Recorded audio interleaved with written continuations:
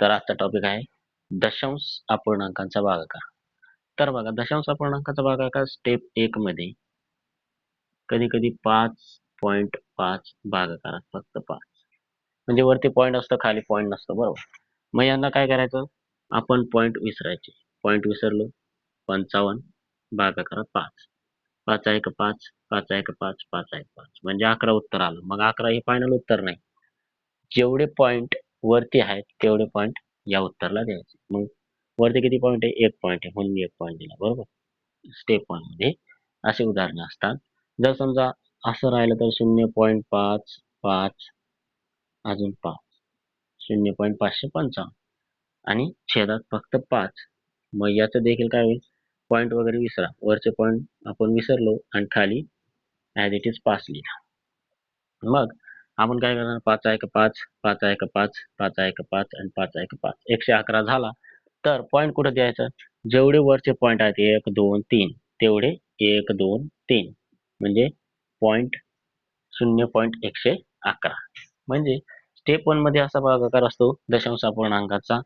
आणि जर समजा स्टेप 2 राहिली, स्टेप 2 मध्ये प्रश्न कसा येऊ शकतो, स्टेप 2 मध्ये स्टेप 2 याच्यामध्ये तुम्हाला काय राहील, 3.5 छेदात 0.5, म्हणजे वरती आणि खाली पॉईंट दोघी असणार, दोघी पॉईंट काय असणार, सेम असणार, बरोबर.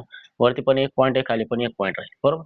मग वरचा पॉईंट आणि खालचा पॉईंट दोघे पॉईंट काय होतील, कट होतील. हे कट झाले, हे कट झाले, म्हणजे वरती काय उरला फक्त 35 आणि खाली काय उरला फक्त 5. 5 1 5, 5 7 35.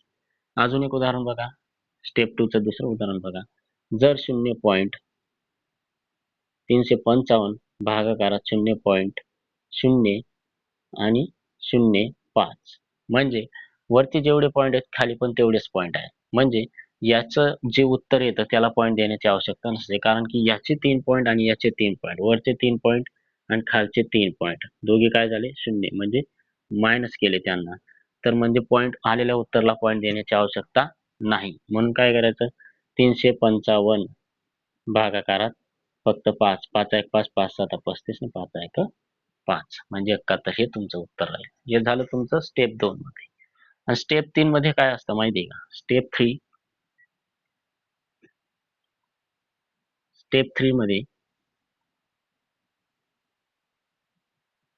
कधी कधी वरचे पॉईंट जास्त असतात आणि कधी कधी खालचे पॉईंट जास्त असतात. तर बघा, स्टेप 3 मध्ये काय असेल, 3.55 भागाकारात 0.5.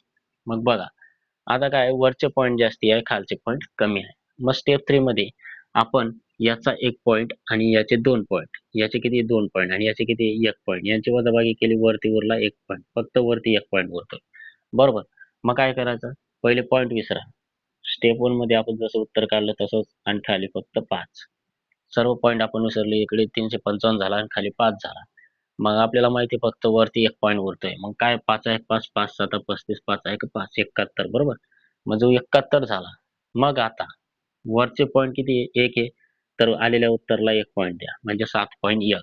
दुसरं उदाहरण बघा, याच्यामध्ये जर समजा 0.55 भागाकारात 0.5.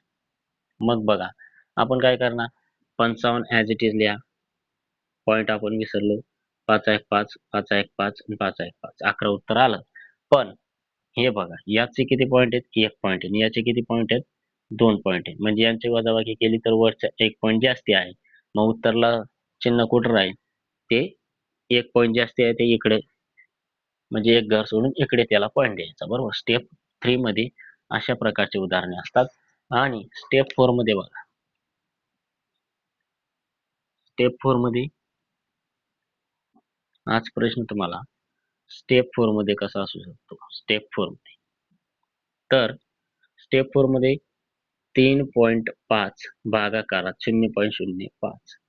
मग आता काय, स्टेप 3 मध्ये वरचे पॉईंट जास्त होते, स्टेप 4 मध्ये खालचे पॉईंट जास्त आहे. मग तर आता याला काय करायचं, 35 आपण ऍज इट इज लिहून घ्यायचा, हा झाला 35 आणि हा खालचा झाला 5, बरोबर. मग 35 जसा तसा आणि 5 जसा तसा झाला. आता काय करायचं, 5 1 5, 5 7 35, म्हणजे 7 उत्तर आलेलं आहे. मग 7 उत्तर आलं तर आता पॉईंटचा विचार करायचा, वरचे पॉईंट किती आहे, 1 आणि खालचे किती आहेत, 2.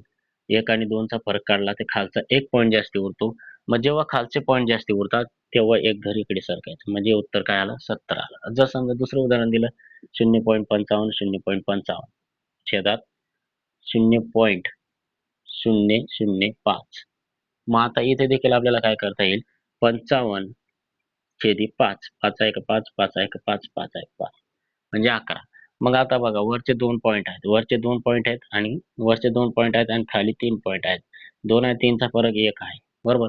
मग खालचा पॉइंट जास्ती राहिला तर इकडे सरकायचं, म्हणजे उजवीकडे सरकायचं, म्हणजे 1 0 दिला आपण, 110 उत्तर झालं.